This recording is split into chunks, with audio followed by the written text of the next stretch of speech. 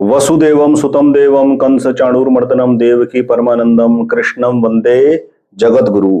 जय Shri Krishna. Friends, welcome. आज की इस वीडियो में बात करेंगे पितृपक्ष में क्या करना बनता है। बड़ा ही सिंपल और सरल उपाय आपके साथ शेयर करूंगा। पहले तो ये समझेंगे, पितृपक्ष चल रहे हैं, ये विशेष रूप से 16 दिन जो होते हैं, 16 श्राद्ध जो होते हैं, ये होते हैं पितरों की तृप्ति के लिए। भगवान का नाम जप कीर्तन किया जाए और वो सारा कर्म जो है वो पितरों के निमित्त भगवान को समर्पित किया जाए कि भगवान इस नाम जप, इस नाम का जो भी प्रताप है, जो भी इसका फल है, वो हमारे पितरों की सदगति के लिए आप ग्रहण करें, ये आपसे प्रार्थना है।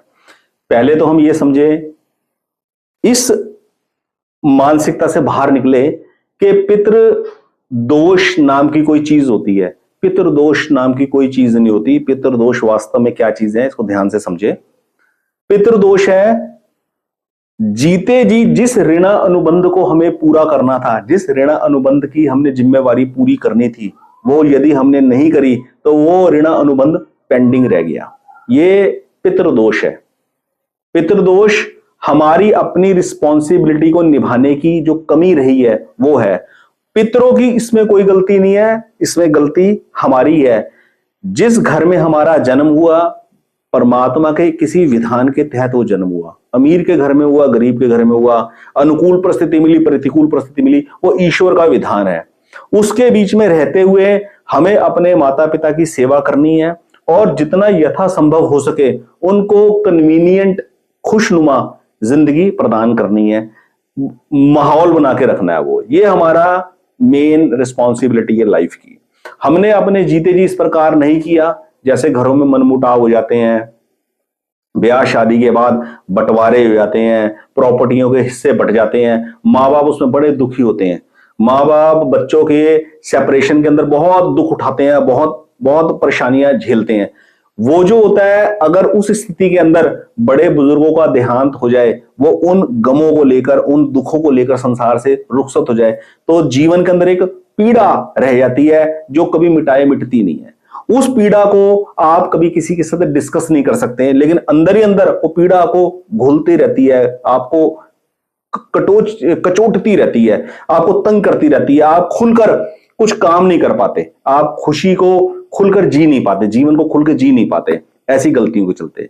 तो इस चीज को पितृदोष के नाम से जाना जाता है। तो सिंपल सी एक बात है, जिन भी व्यक्तियों के पास जीवन में माता पिता है, दादा दादी है, नाना नानी है, वो जीते जी उनके साथ अच्छा बिहेव करें, अच्छे तरीके से उनके साथ डील करें। हर दिन त्योहार पे, हर एक दिन उनके साथ अच्छी तरीके से उनके साथ बोलचाल करें, अपनी हर चीज उनके साथ साझा करें, डिस्कस करें अपने प्लान्स जो भी है लाइफ के। और जो पितर चले गए, जो माता पिता दादा दादी संसार से रुखसत होकर चले गए, उनकी स्मृति में चुपचाप बिल्कुल सिंपल तरीके से श्रीमद् भगवद गीता के 8वें अध्याय का पाठ करें। संस्कृत में श्लोक पढ़े, फिर हिंदी अनुवाद पढ़े, संस्कृत श्लोक पढ़े, फिर हिंदी अनुवाद पढ़े। बस इस प्रकार से सिंपल श्रीमद् भगवद गीता के 8वें अध्याय का पाठ करें और प्रार्थना करें भगवान से, भगवान ये श्रीमद् भगवद गीता का पाठ आपके निमित्त, आपको समर्पित है, पितरों की सदगति के लिए। पितरों की सदगति हो, पितरों की शांति हो, ताकि आपके जीवन में सभी काम रास आ जाए, कामों के अंदर जो ऑब्स्टेकल है वो दूर हो और आपके जीवन में शांति निर्मित हो। दूसरा उपाय, अगर जैसे भी आपका समर्थ हो, छोटे बच्चों को, छोटे बच्चे हों, गरीबों के बच्चे हों, ब्राह्मणों के बच्चे हों, जैसे मंदिरों में पंडित होते हैं उनके बच्चे जो होते हैं, छोटे बच्चे, गरीब मजदूर हैं उनके बच्चे हैं, उनके बच्चों को मिठाई खिलाना, उनके मनपसंद मिठाई खिलाना, कोई नई चीज जिसको पाकर बच्चे सरप्राइज करें, ओ इतनी अच्छी चीज हमें मिल गई।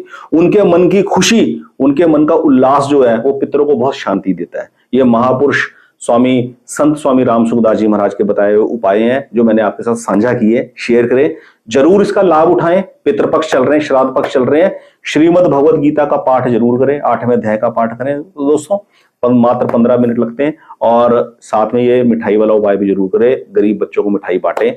जरूरी नहीं 16 दिन ही बांटनी है, आपके पास पैसे की कमी है, समर्थ्य कम है, समय कम है, आप 1 दिन 2 दिन 3 दिन जैसे भी आपको लगे, कभी एक बार भी आप करें इस उपाय को, जरूर आपको जरूर लाभ होगा और आप पाएंगे ये सिंपल सोबर से जो उपाय हैं ये जीवन में कितनी शांति निर्मित करते हैं।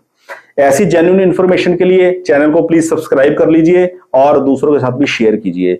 जय श्री कृष्ण।